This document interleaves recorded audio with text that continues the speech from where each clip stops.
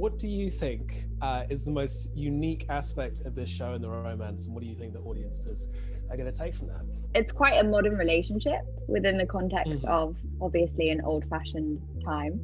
I feel really nervous getting interviewed by you. Well, because we actually know the answers. I'm like, I know if you're not answering this question. I was there. Is this okay? Simon is, he goes against the grain. He's not in that world. And Daphne, I think, really likes that about him. Bit of a bad boy. She can be herself Daphne's around him. Chaser. He's a bad boy. He's a bit of a rebel. And I think he sort of makes her rebel a bit as well and come out of her comfort zone. I think in the most scandalous ways possible, he invites her into her rebellion. In the most explicit ways possible, if I remember quite how hard I was cringing through that first table read. Do you remember how the atmosphere in the room just kind of silenced when we hit that particular monologue after the bridge? That was fun to do at a read through. Yeah. What do you think makes Daphne stand out? Like, because she is this kind of slightly aside person with these modern sensibilities, apart from a lot of the women in this series. What do you think makes Daphne different like that?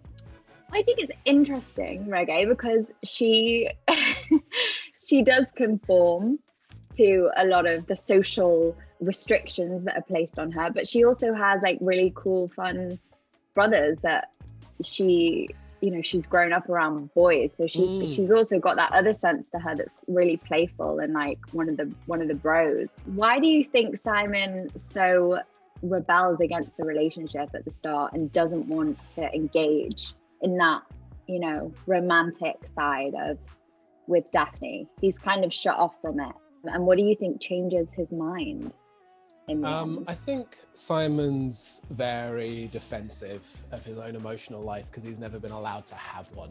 When he comes to dinner with you guys for the first time at the Bridgerton house, he sees literally everything that he's ever missed in his entire life. He sees a rambunctious, fun, loving family which doesn't have restrictions on how they're meant to behave with each other. And I don't think he's ever known that could be possible. He sees then that you come from that, but also you are still so significant and so full of status and power and intelligence. And I think it confuses him that good things could come from allowing yourself to be vulnerable to other people. And so I think it takes him a while to come round to that, to knowing that he can trust you, essentially, because he's never had anyone in his kind of familiar circle that he can trust. Even Lady Danbury's a pretty tough love kind of maternal figure. So I think you slowly melt him down with kindness. Who do you think falls for the other first between Simon and Daphne? Who do you think is smitten before the other? I think Simon is, but this is my argument. I think Simon's more aware of what that feeling is than Daphne is. I think Daphne is like trying probably to fight it a little bit harder because she's not seeing it very clearly because her mind's so on, her goal, which is to find a love match. And for some reason, it's just not in her peripheral because all she's thinking about is the thing ahead as opposed to what's right next to her. So I think maybe Simon, but only just before. I think it's probably they're on par with each other. I don't know. What do you think? I'm intrigued. I was gonna instinctively say something snarky about just Daphne, definitely, because obviously. But actually, I think you're right. I think you're right. I think interestingly that both of them don't recognize what's happening through an excess of pride and denial. And they're both fighting it. They're both in denial about it. They're both sitting there going, no, this couldn't possibly happen to me. Absolutely not. I am in control of this situation and my emotions. And then they both find out quite how hilariously wrong they are. So given that once we kind of hit that point, once they get over the hill, everything gets kind of very modern with us too. Like, they call each other by their first names. We have that whole scene where it's like, I think you should call me Simon. Why do you think we get to that point? What makes us step into that kind of very modern, equal footing power dynamic?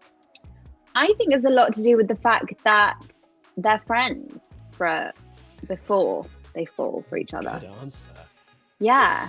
I think they have like that banter and that friendship and that kinship with each other, and they they like each other before they are attracted to each other, which I think is a really powerful thing in a relationship.